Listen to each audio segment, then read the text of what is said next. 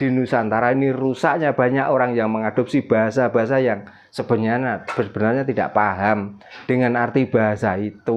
Makanya janganlah mengadopsi bahasa-bahasa dari luar. Ini bahaya. Taunya kalau haram larangan, kalau halal diperintah, cuman itu. Yang larang dan merintah itu siapa? Gitu loh. Kalau membicarakan Tuhan, lah yang membuat dilarang dan diperintah itu Tuhan kok. Apakah kita kalau sudah perut kita sakit mau beol, tetap kita tahan karena menunggu perintah? Coba kita bersama kotoran, tapi kenapa kita kadang ngeklaim diri kita itu suci? Coba.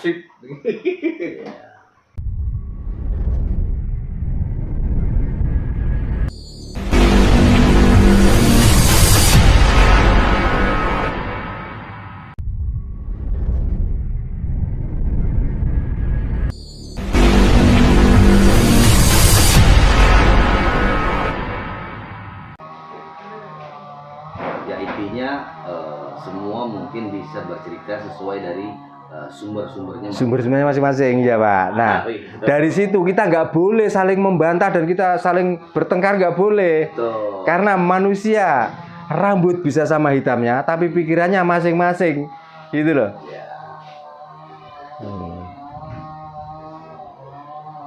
Monggo Pak kalau ada pertanyaan lagi Pak, mumpung ketemu. Jadi harapannya ya ke depan ini ya apa yang dahulu pernah dilakukan dalam bentuk berkomunikasi atau berbicara itu memang menggunakan bahasa kita. Nah, itu tidak ada banyak penafsiran. Ya, gitu.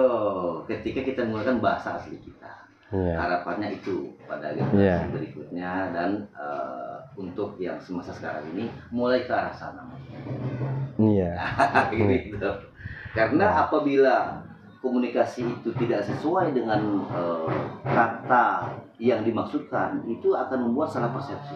Ya jelas. Nah, kan gitu. Karena setiap kata itu tentu akan mempunyai makna tertentu sesuai dari mana kata itu berasal. Nah, kan gitu Pak. Dan bentuk dari kata itu apa gitu. Nah, inilah untuk menyamakan suatu pandangan itu ketika tepat kata dan bahasa yang digunakan. Akan begitu Pak. Nah, makanya apalagi tentang kata dan bahasa ya Pak ya.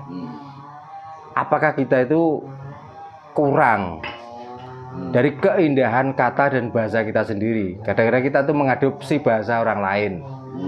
Contohnya hanya satu benda padi. Di saat masih ada kulitnya itu namanya gabah Pak. Di saat padi yang masih ada kulitnya nempel di pohon itu namanya pari. Coba. Di saat dikupas kulitnya dia menjadi beras. Pecah namanya menir Pak. Coba. Terus di kulitnya ini kalau yang besar namanya dedek, yang lembut namanya katul. Itu cuma satu benda loh. Benar. Dan itu kalau diomongkan orang itu nggak perlu nafu, nggak perlu sorop, sudah paham Pak. Kalau yang ini namanya dedak, ini menir, ini beras, itu sudah tahu. Nggak perlu melajari rumit-rumit. Benar. Jadi begitulah indahnya Jawa itu. Sampai apapun yang dibicarakan orang itu gampang paham dan tidak harus mempelajari lagi. Gitu. Nanti kalau sudah dimasak dari padi itu, ya kalau dimasak dengan air yang imbang, namanya sego. Kebanyakan air dinamakan liwat. Yang gosong dinamakan intip. Airnya diperbanyak namanya bubur Pak. Kalau beras itu ditumbuk nanti dibungkus dengan daun pisang namanya nogosari. Coba. Nanti nasi ini kalau sudah basi, kalau dijemur namanya karak. Coba. Dan nggak mungkin ada nasi di dalam bakul, oh ini karak, nggak mungkin. Orang nggak perlu tanya, oh berarti ini nasi layak dimakan. Tapi kalau ini sudah basi, dikeringkan, wah ini karak namanya. Gitu loh. Oh ini masaknya kebanyakan air, nggak usah ngomong ini nasi, bukan, ini bubur. Nah itulah indahnya. Jadi intinya tadi berarti Iya, setiap bahasa itu ya yang paling mengerti dengan kalimat itu atau setiap kata-kata itu adalah yang punya bahasa itu sendiri. Yang punya bahasa itu sendiri. Iya. Selain yang bukan yang punya, mereka reka. Mungkin seperti nah, ini. jelas, jelas. Nah. Dan dari mereka atau dengan istilahnya itu apa ya, dengan angan-angannya atau penafsirannya yang salah. Kadang-kadang menerapkan pun juga salah. Betul sekali. Nah, inilah yang bahaya di Nusantara ini. Ternyata di Nusantara ini rusaknya banyak orang yang mengadopsi bahasa-bahasa yang sebenarnya tidak paham dengan arti bahasa itu. Itu loh. Kalau kita ngomong Sande Olo itu sudah tahu, Pak. Waktunya itu matahari kalau sudah mau terbenam. Kita nggak boleh melakukan apa-apa. Kenapa kok begitu? Karena di saat itu pantasnya kita sudah mandi. Pantasnya sudah pakai pakaian. Tapi kalau masih mengerjakan pekerjaan itu kurang pantas. Maka dibilanglah Sande Olo. Jadi kita nggak perlu mengenang haram, nggak perlu mengenal haram dan halal. Kenalah Sande Olo, maka kamu akan selamat. Gitu loh. Mudah toh? Iya. Makanya janganlah mengadopsi bahasa-bahasa dari luar. Ini bahaya. Taunya kalau haram larangan, kalau halal diperintah, cuman itu. Yang larang dan merintah itu siapa? Gitu loh. Kalau membicarakan Tuhan, lah yang membuat dilarang dan diperintah itu Tuhan kok. Apakah kita kalau sudah perut kita sakit mau beol? Iya. Tetap kita tahan? Iya. Karena menunggu perintah? Coba. Kita bersama kotoran, tapi kenapa kita kadang ngeklaim diri kita itu suci? Coba. Nah inilah, ya karena belajar dari bahasa-bahasa orang yang tidak paham. Lah kita itu sudah punya bahasa yang luar biasa. Gitu loh. Alangkah indahnya. Alangkah indahnya. Kita bertuhan itu dengan versi agamanya, dengan versi bahasanya bahasa dan budaya kita masing-masing.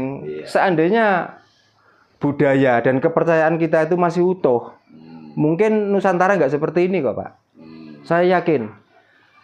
Semoga harapan ke depan ya semangat untuk mengembalikan bahasa kita, menjunjung bahasa kita ini muncul kembali. Ya. Saya percaya dan yakin itu akan muncul. Gitu. Karena kelihatannya orang-orang sekarang itu kebingungan untuk mengikuti ajaran dari luar, akhirnya pada kembali ke ajaran leluhur dan kembali ke bahasanya masing-masing. Contohnya gini, Pak, ada salah satu desa di Desa Tembelang di Jombang, Pak. Itu yang dulunya karena menganut ajaran dari luar, bercocok tanam atau apa ya sudah, karena di situ sudah nggak memikirkan kehidupan selain manusia. Tapi setelah belajar dari Kapitan Jawa, akhirnya kembali ajaran itu dan budaya itu. Mau bercocok tanam, dia bersedekah dengan mengadakan bucengan, tumpengan, sesaji dan lainnya. Akhirnya orang-orang yang di sampingnya yang mau bercocok tanam dan lain sebagainya kan nggak semuanya orang itu sudah sarapan, Pak. Tapi dikala ada orang yang bawa buceng, dikala ada yang membawa saji, orang-orang itu diundang. Akhirnya sekarang budaya itu sudah dikembangkan dan pertanian di sana semakin kuat. Dan orang sudah nggak bercocok tanam dengan sungguh-sungguh karena perut kenyang. Benar. Lah dulunya mau bercocok tanam disuruh tirakat, badan lemes dan lain sebagainya. Akhirnya apa hasilnya? Malah hatinya kufur dengan melakukan seperti ini, kok tanaman malah nggak makmur, nggak bisa panen yang seperti diharapkan. Tapi dengan adanya bancaan, dengan adanya sesaji dan lain sebagainya, setiap mau mengerjakan pekerjaan tani itu perut kenyang, semangat. Yang dulunya katakan satu petak itu membutuhkan pupuk 4 sak katanya, sekarang cukup 2 sak. Sudah mampu untuk menghijaukan tanaman itu. Masalahnya apa? Karena perut kenyang, akhirnya ada rumput, ada binatang yang pemakan padi itu. Dia rumputnya diambil, binatangnya disingkirkan, nggak dibunuh, Pak, disingkirkan, ditaruh di kali dan lain sebagainya. Dari situ. Tapi yang ajaran dulunya disuruh tirakat, disuruh meminta terus.